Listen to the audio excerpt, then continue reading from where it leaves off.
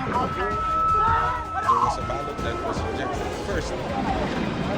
Live mula sa GMA Network Center, ito ang 24 Oras.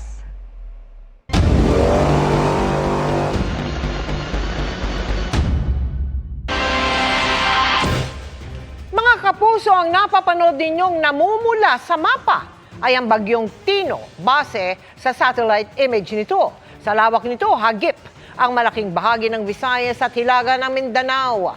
At sa lakas nito, hindi bababa sa 8 lugar ang nasa ilalim ngayon ng wind signal number 4. Bukod pa sa maraming lugar na nasa ilalim ngayon ng signals number 1, 2, 3. Magandang gabi po, Luzon, Visayas at Mindanao.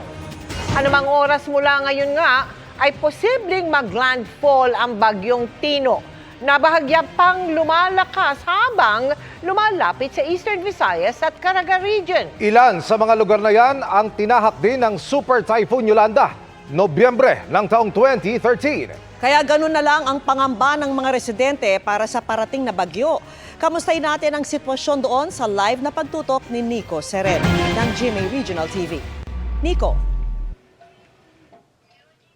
Mel, Emil, Vicky, sa ngayon ay nasa ilalim ng storm signal number 4, ilang bahagi ng Eastern Visayas, kabilang dito sa kinatatayuan natin sa bayan ng Javier, Leyte. Ngayong araw, puspusan ay sinagawang preemptive evacuation sa mga apektado. Makulimlim bago tuluyang umulan sa malaking bahagi ng Eastern Visayas, kabilang sa Tacloban City, Leyte.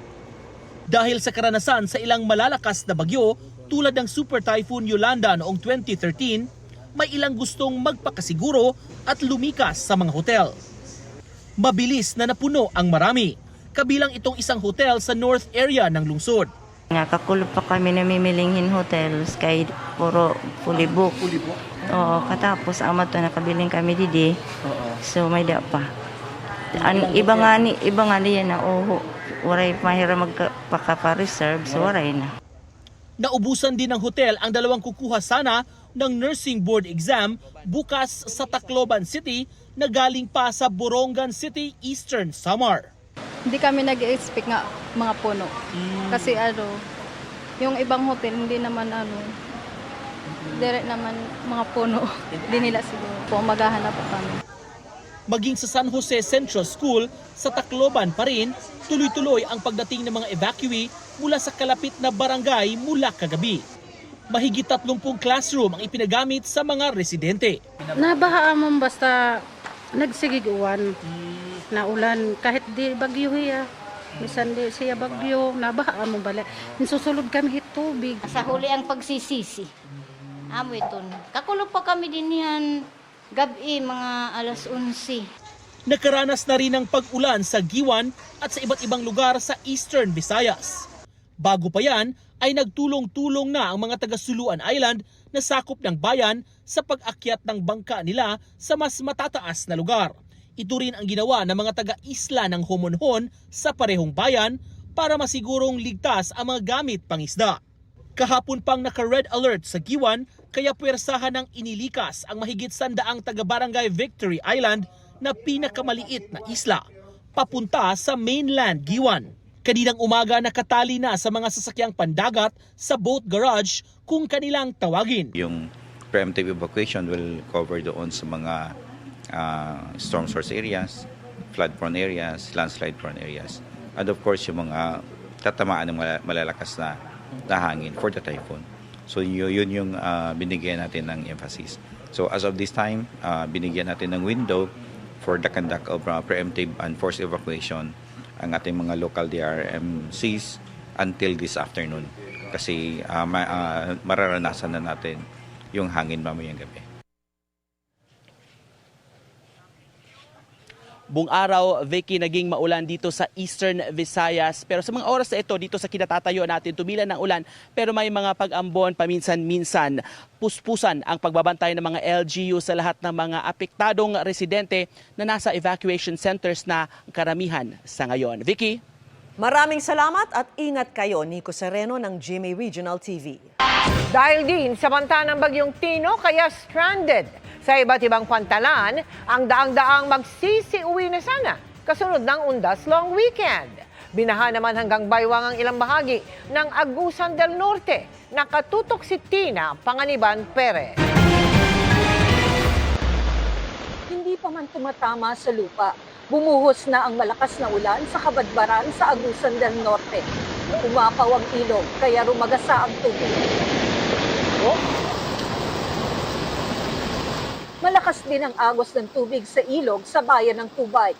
Kaya ang bahagi ng Purok 3 sa barangay Tagmamarkay, binaha. Hanggang bewang ang tubig na perwisyo sa mga residenteng pinasok ng tubig ang bahay. Pati ang kalsadang ito, hirap ng madaanan. May tumirik pang sasakyan na kailangang itulak.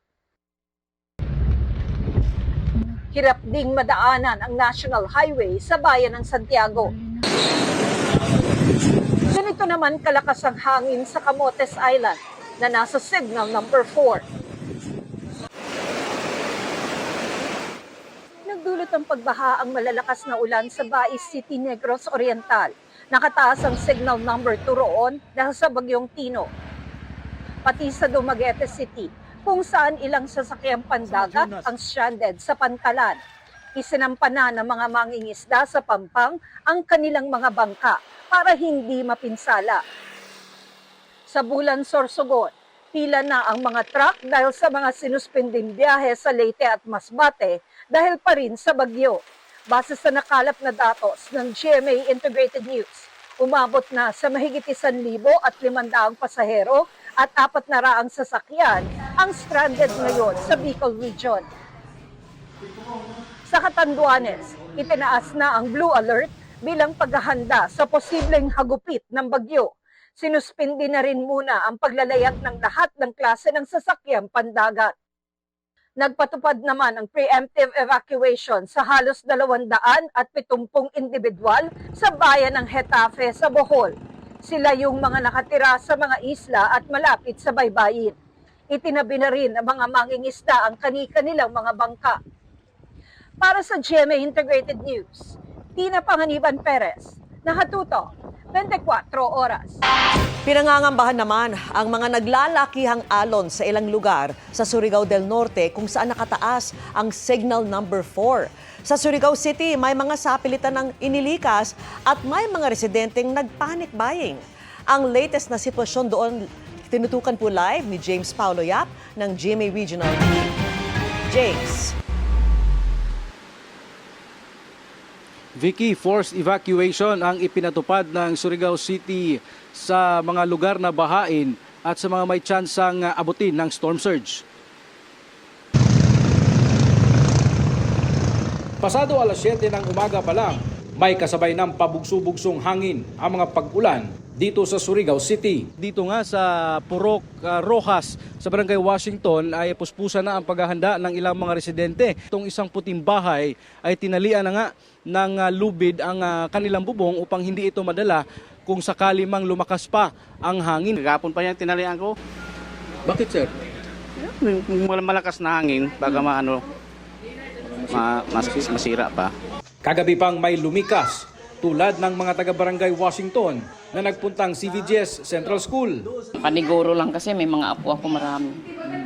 At pagsapit ng pasado alas 2 ngayong hapon, ay ipinatupad na ang forced evacuation sa mga nakatira sa delikadong lugar. Base sa forecast ng Pag-asa, posibleng makaranas ng hanggang 3 metrong taas na daluyong o storm surge sa mga baybayin ng lungsod. Hindi lahat ng barangay may mga hazard areas. So may mga portions lang, may sitio or ipurok or certain number of households. Malapit kami sa dagat. Nanigurado lamang para safety kami. Ilang mga residente naman ang namilinan ng grocery supplies bilang paghahanda sa bagyo. Kasi magbabagyo. So natatakot kayo na magkaubusan? Parang gano'n na nga po. Ano po yung parang gano'n?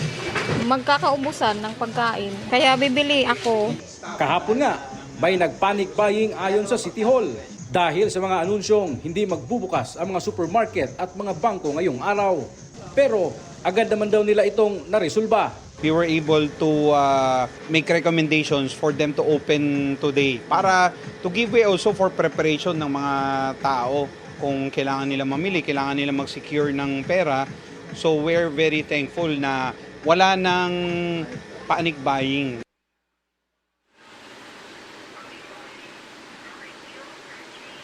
Vicky, as of 5 p.m., nasa mahigit 2,000 na pamilya na ang nailikas ng mga otoridad dito sa Surigao City at nagpapatuloy pa nga ang pagsasagawa ng forced evacuation dito sa ibang bahagi pa ng Surigao City. Target ng LGU na mailikas ang 3,500 na mga pamilyang naninirahan sa hazard areas dito sa Surigao City. Vicky?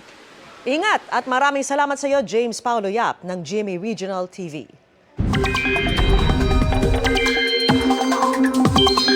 Mga kapuso, kuha na tayo ng update sa Bagyong Tino kasama si Amor La Rosa ng GMA Integrated News Weather Center. Amor, hanggang kailan magpapaulan ang bagyo? Salamat, Emil. Naku, mga ilang araw pa yan at mga kapuso, lalo pang lumakas itong Bagyong Tino habang patuloy na lumalapit sa landmass. Nakataas po ang signal number 4 sa extreme southeastern portion ng Eastern Samar, southern portion ng Leyte, southern Leyte, Camotes Islands at pati na rin sa northeastern portion ng Bohol. Kasama rin po dyan itong Dinagat Islands, Siargao Islands at ganun din ang Bukas Grande Islands. Dito po posibleng maranasan yung mapapansalang hangin. Yan po, mapaminsala po yan dahil po dito talagang mararamdaman yung pinakamatitinding bugso na dala po nitong Bagyong Tino. Signal number 3 naman sa southern portion ng Eastern Samar, southern portion ng Samar, central portion ng Leyte, pati na rin po dito sa northern at central portions ng Cebu, Bantayan Islands at pati na rin sa central and eastern portions ng Bohol. Nakataas din po ang signal number 3 sa northern portion ng Negros Oriental, northern portion ng Occidental o yan po sa may Negros Occidental po yan, Guimaras, eastern portion ng Iloilo at pati na rin sa natitirang bahagi ng Surigao del Norte. Ito naman po nakataas ang signal number 2 sa southern portion ng Masbate, southern portion ng Romblon at pati na rin sa Cuyo Islands. Kasama rin po dito ang central portion ng Eastern Samar, central portion ng Samar, pati na rin po ang natitirang bahagi ng Leyte, Biliran, natitirang bahagi ng Bohol, natitirang bahagi ng Cebu at ganun din ang central portion ng Negros Oriental. Kasama rin po dito ang natitirang bahagi ng Negros Occidental, Siquijor, Capiz, natitirang bahagi ng Iloilo, pati na rin po ang Aklan at ganun din ang Antique. Ito naman pong signal number 2, nakataas din po yan sa ilang bahagi po ng Mindanao. Kasama po dyan ang northern portion ng Surigao del Sur, northern portion ng Agusan del Sur, northern portion ng Agusan del Norte at pati na rin sa Camiguin. Signal number 1 naman po ang nakataas dyan po sa Albay, Sorsogon, natitirang bahagi ng Masbate, Ticao at Burias Islands, southern portion ng Quezon, southern portion ng Marinduque, natitirang bahagi ng Romblon at pati na rin po sa Oriental Mindoro. Kasama rin po dito itong bahagi ng Occidental Mindoro, northern and central portions ng Palawan, Calamian Islands at ganun din sa Cagayan Silio Islands. Signal number 1 din po ang nakataas dito naman sa northern Samar, natitirang bahagi ng eastern Samar, natitirang bahagi ng Samar Province at pati na rin ang natitirang bahagi ng Negros Oriental. Sa Mindanao, kasama rin po ang natitirang bahagi ng Surigao del Sur, central portion ng Agusan del Sur, natitirang bahagi ng Agusan del Norte, Misamis Oriental, northern portion ng Bukidnon, northern portion ng Misamis Occidental at pati na rin sa northern portion ng Zamboanga del Norte. Mga kapuso, sa mga nabanggit pong lugar, napakarami po niyan. Posible pong maranasan yung malakas na bugso ng hangin na may kasama mga pag-ulan. At ito po, nagbabala rin ng pag-asa sa banta ng storm surge o yung daluyong naaabot po mula 1 hanggang 3 metro ang taas. Dito yan sa Caraga Region, pati na rin po dito sa buong Visayas at ganun din sa ilang bahagi ng Mindoro Provinces at ng Palawan. So ito po yung malaki po yung level ng tubig o mataas po yung pag-angat nito pong ating dagat kaya doble ingat. Huling namataan ang sentro ng Bagyong Tino, 170 kilometers east-southeast ng Giwan, Eastern Samar. Taglay po ang lakas ng hangin nga abot na sa 130 kilometers per hour at yung bugso po niya nasa 160 kilometers per hour. Ito po ay kumikilos pakanluran sa bilis na 20 kilometers per hour.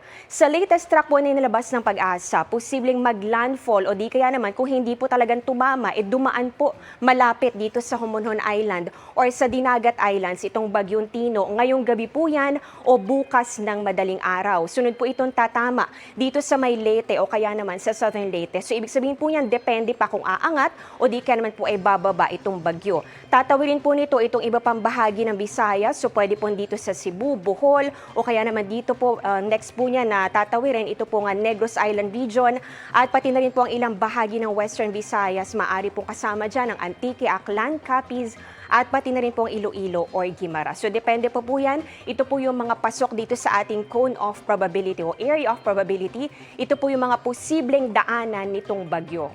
At posible naman po after po yan sa Visayas ay dumiretso po yan dito sa may Northern Palawan. Bukas po yan hanggang Miyerkules po ng madaling araw. Ayon po sa Pag-asa, posible pong makalabas na ito sa Philippine Area of Responsibility pagsapit po ng Huwebes.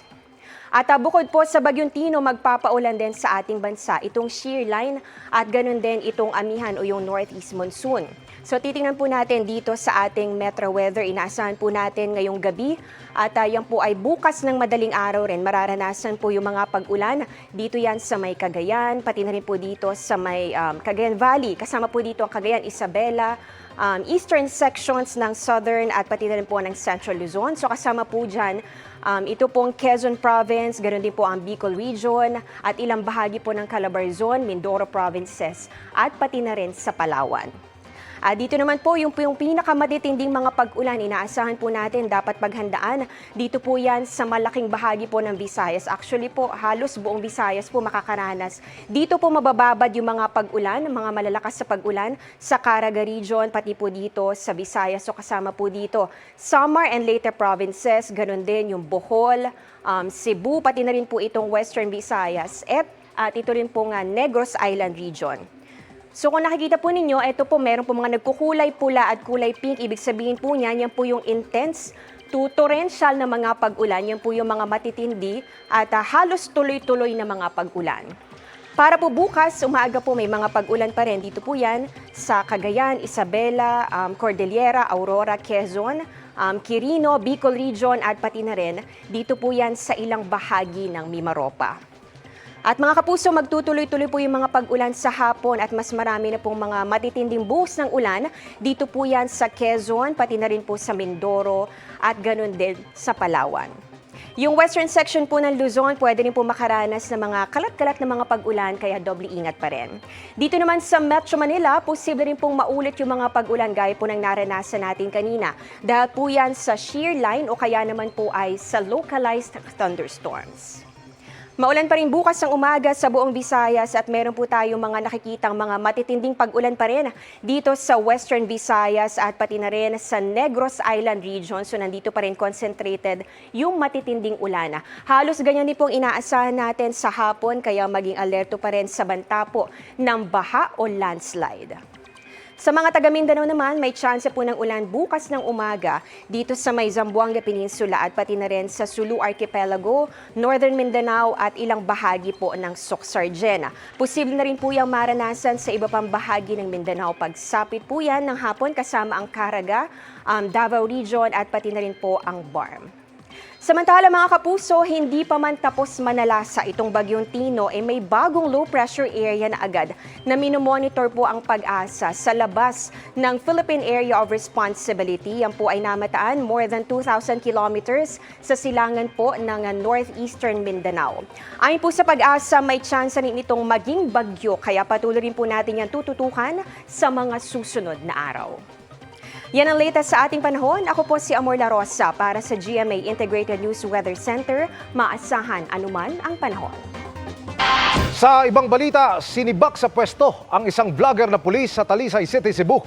Ang palaro kasi sa kanyang vlog, Bring Me, a Drug User at Pusher. Nakatutok si June Veneracion. Drug user. Maayong adlaw mga higala, ganahan baka og easy money? For the content, binigyan ng twist ng isang vlogger na pulis na naka-assign sa Talisay, Cebu, ang larong Bring Me. For 2,000 pesos, bring me. 2,000 ha? Drug user. Mas malaki ang kanyang offer kung ang madadala sa kanya ay drug pusher. And for 5,000 pesos, dali ko ninyo og street level drug pusher. Unsa pa inyong gihulat? Atak na mga adik. Pero sa halip na katuwaan, siya ngayon ay iniimbestigahan. Wala yan sa police operational procedures. And so, the ACG and the IDM now conducts appropriate investigation. Nakakuha na ang PNP headquarters ng kopya ng kanyang video bilang bahagi ng isinasagawang investigasyon bago pa man ito mabura sa kanyang Facebook account na merong mahigit 400,000 followers. Meron pa pala siyang isang vlog na nagpa-bring me naman ng mga hindi rehistradong baril. Sinibak na siya sa pwesto. Sinusubukan natin siyang hingan ng paliwanag, bagay na hinihingi na rin sa kanya ng pamunuan ng PNP. Siya po ay nasa administrative relief sa kautosan po ng ating Chief PNP. Pinag-i-explain po yung taong iyon, pati po yung kanyang chief of police. Sabi ng PNP, ang nangyari sa pulis sa Cebu ay magsilbi sana ng aral sa iba pang pulis na maging maingat sa kanilang online activity, personal man o opisyal, para hindi sila malagay sa alanganin at hindi makompromiso ang police organization. Para sa GMA Integrated News, June Veneracion, Nakatutok, 24 Oras.